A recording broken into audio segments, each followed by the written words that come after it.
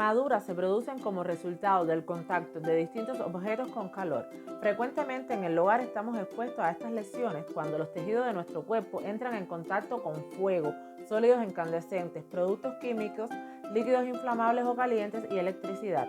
En el video de hoy mostraré algunos tips para prevenir y manejar estas lesiones.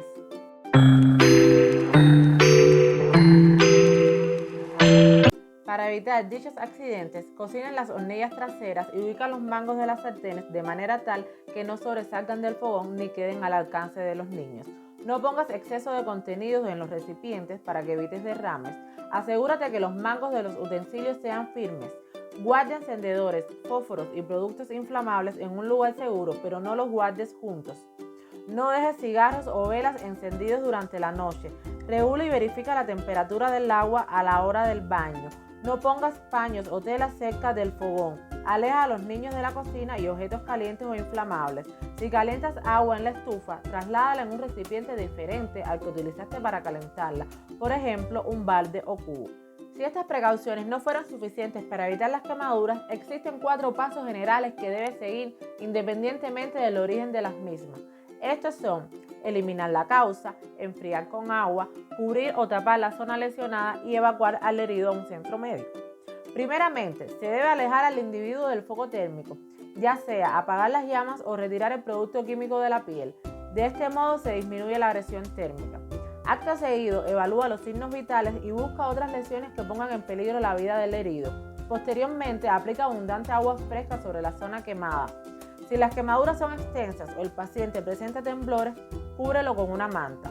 Retira la ropa, joyas y todo aquello que mantenga el calor y cubre las lesiones con gasas o paños limpios humedecidos con agua. Si el paciente está inconsciente, colócalo en posición lateral para evitar la broncoaspiración y llama a una ambulancia o trasládalo a un hospital lo más pronto posible. Ahora te explicaré lo que no debes hacer. No apliques pomadas, cremas o pasta dental. Evita enfriar demasiado al paciente o provocar hipotermia. No rompas las ampollas, ya que son una protección contra la entrada de gérmenes. Tampoco despegues la ropa que esté pegada a la piel, ni dejes sola a la víctima a menos que sea estrictamente necesario. Existen algunas particularidades que debes tener en cuenta dependiendo del origen de la quemadura. Si son producidas por fuego, las llamas que queman a la víctima no se deben apagar con agua. Utiliza una manta o revuelca el quemado por el suelo. Posteriormente aplica agua y continúa con los pasos generales. Por otro lado, las quemaduras químicas dependerán de las características físico-químicas del producto, de su cantidad y de la duración del contacto. El primer paso es retirar el producto químico de la piel del accidentado. Lava con abundante agua y retira todas las ropas, zapatos, joyas u objetos que cubran a la víctima. Evita salpicarte con el químico porque podría sufrir una lesión. Recuerda que siempre debes mantenerte seguro o segura. Aunque existen productos químicos que al contacto con el agua producen más calor, esta reacción inicial se neutraliza si se sigue aplicando agua. Si es posible, lee las instrucciones de la etiqueta o ficha técnica del producto para que sigas las indicaciones en cada caso. Existen remedios caseros y recetas populares que por criterio de los especialistas debes evitar, ya que terminan siendo perjudiciales. Ejemplos de estos son la mantequilla, aceite, clara de huevo, pasta dental y hielo. Si quieres que profundice en el tema, dímelo en los comentarios. Como ves, hay muchos pasos que puedes seguir en casa, pero tan o más importante es conocer cuándo debes consultar a un médico.